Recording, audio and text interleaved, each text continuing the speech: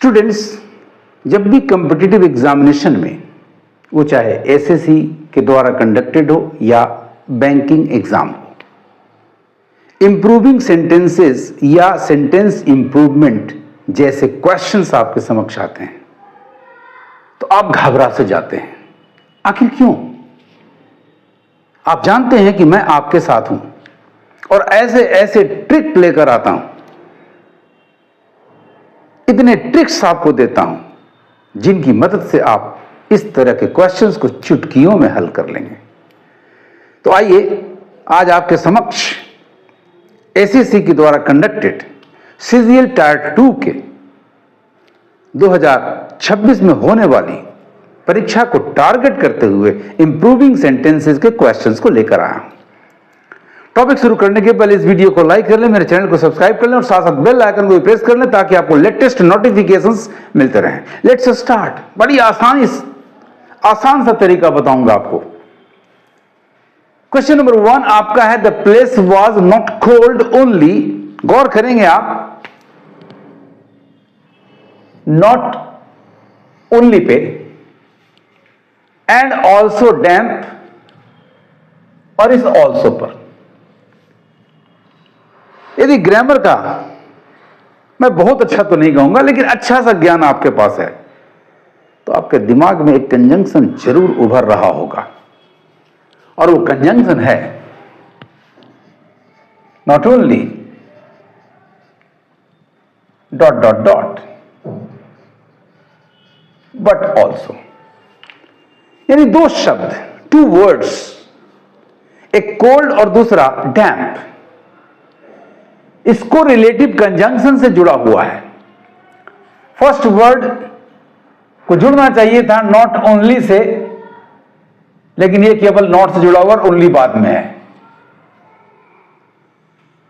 Not only को याद रखें, स्प्लिट नहीं किया जा सकता, इसको रिलेटिव कंजंक्शन के नॉट ओनली को स्प्लिट नहीं किया सकता, तोड़कर अलग नहीं किया सकता, लेकिन बट ऑल्सो को हम चाहे तो कर सकते हैं।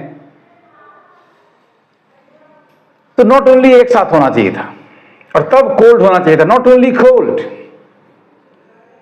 और एंड की जगह पर बट होना चाहिए था, एंड रॉन्ग है, बट ऑल्सो डैम्प या बट डैम्प ऑल्सो, जो कि ऑल्सो तक अंडरलाइंड है तो हमें इसी पर कंसीडर करना है। यानी इंप्रूवमेंट की जरूरत है तो नो इंप्रूवमेंट को आप एलिमिनेट कर दें क्योंकि इंप्रूवमेंट चाहिए। अब हमें ऐसा ऑप्शन ढूंढना है जिसमें आपको मिलता हो not only cold but also damp, और ऐसा आंसर आ रहा है नंबर सी में, not only cold but also, और डैम्प को अंडरलाइन नहीं किया गया है। राइट आंसर इज दस students number C, not only cold but also. Correct sentence आपका होगा the place was not only cold but also damp. Number B, only cold not also, and number D, not only cold but both are easily eliminated. The only correct option that we have got is number C, not only cold but also. Question number 2 आपका है, I have been walking, present perfect continuous है, I have been working with children before so I know what to expect. Underline part आपका जिसमें improvement की जरूरत है या नहीं है यह विचार करना है। हैव बीन वर्किंग यानी टेंस जो वर्ब का स्ट्रक्चर है वो प्रेजेंट परफेक्ट कंटिन्यूअस का है जिसका आधार होता है फॉर और सिंस प्लस टाइम। फॉर और सिंस प्लस टाइम जो कि यहां सेंटेंस में नहीं है, यानी ये आपको नहीं मिला। एडवर्ब यहां मिल रहा है बिफोर, और ये एडवर्ब बिफोर जो होता है यानी यहां की वर्ड है बिफोर, और जहां जहां एडवर्ब बिफोर आपको मिले या बिफोर दिस या बिफोर इट, समझ जाना है कि वो टेंस हमेशा प्रेजेंट परफेक्ट होना चाहिए। इसका मतलब प्रेजेंट परफेक्ट कंटिन्यूअस आपका रॉन्ग है। करेक्शन होगा, इंप्रूवमेंट होगा, हैव बीन वर्किंग की जगह हैव वर्क्ड। तो आते हैं ऑप्शंस में, एग्जामिन करते हैं ऑप्शंस को। सबसे पहले तो इंप्रूवमेंट की जरूरत है, because the underline part contains grammatical error so far as the adverb before is concerned, it refers only to the existence of the present perfect tense, और उसका स्ट्रक्चर होगा हैव प्लस V3 यानी I have worked. Have worked improvement होगा, और ऐसा option आपके पास number B में है, मार्क कर लें। No improvement, am working and work present indefinite present continuous नहीं चाहिए। यानी करेक्शन के बाद आपका सेंटेंस, इंप्रूवमेंट के बाद आपका सेंटेंस क्या होना चाहिए था, क्या होना चाहिए? आई हैव बीन वर्किंग की जगह I have worked with children before, so I know what to expect. Now is the turn of question number 3. She is having 2 brothers and 3 sisters. She is having, यहां जो verb have use हुआ है वो position show कर रहा है कि आपके पास ये रिलेशन है, and the verb of position showing relation, ownership, authorship, belonging, वो एक स्टेटिव वर्ब होता है और कभी भी आईएनजी फॉर्म में यूज नहीं होता। यदि हैव एक्शन दिखा है, पीना, खाना, नहाना, तब वो आईएनजी फॉर्म में आ सकता है, बट यहां पोजीशन है, अतः ये इज हैविंग संभव नहीं है। क्या होता है स्टेटिव वर्ब के साथ, क्या यूज करेंगे उसकी जगह पर? तो यदि कंटिन्यूअस दिया हुआ है तो इंडेफिनिट में आना होगा, और सब्जेक्ट सी के अनुसार इंडेफिनिट आपका हैज होगा, यानी ऑप्शन नंबर सी होगा। मार्क कर ले ऑप्शन नंबर सी को, ये रॉन्ग है, अतः नो इंप्रूवमेंट को एलिमिनेट कर दे। वाज हैविंग फिर कंटिन्यूअस आ रहा, नॉट पॉसिबल एट ऑल, और शी के साथ हैव का एग्रीमेंट कभी नहीं होगा, यानी डी भी आपका एलिमेंट। राइट आंसर आपका हुआ number C, that is has.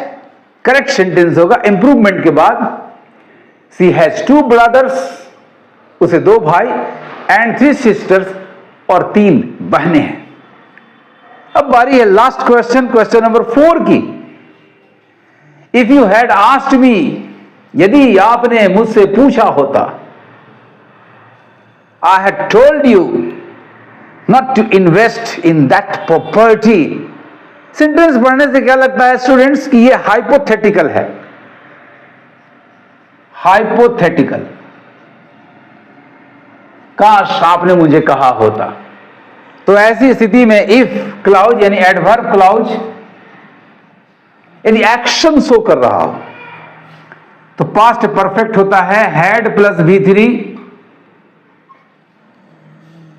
If you had asked, इसका मतलब ये करेक्ट है,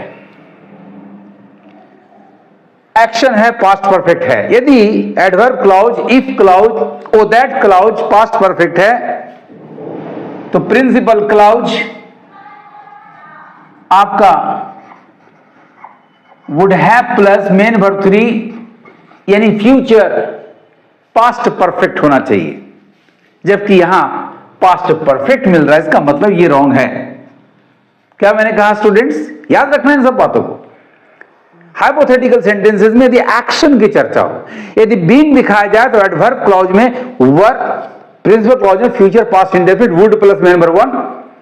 यदि पोजीशन दिखाया जाए, काश मेरे पास गाड़ी होती, तो पास्ट इंडेफिनिट यानी हैड के साथ, और प्रिंसिपल क्लॉज में वुड के साथ मेन वर्ब 1। लेकिन यदि एक्शन दिखाया, यदि तुमने मेहनत किया, यदि तुमने मुझे कहा होता, मुझसे पूछा होता, तो एडवर्ब क्लॉज में पास्ट परफेक्ट और प्रिंसिपल क्लॉज में future past perfect, that is would have plus V3, यानी यहां एरर है।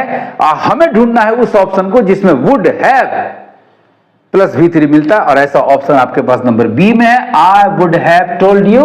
Mark it as your answer.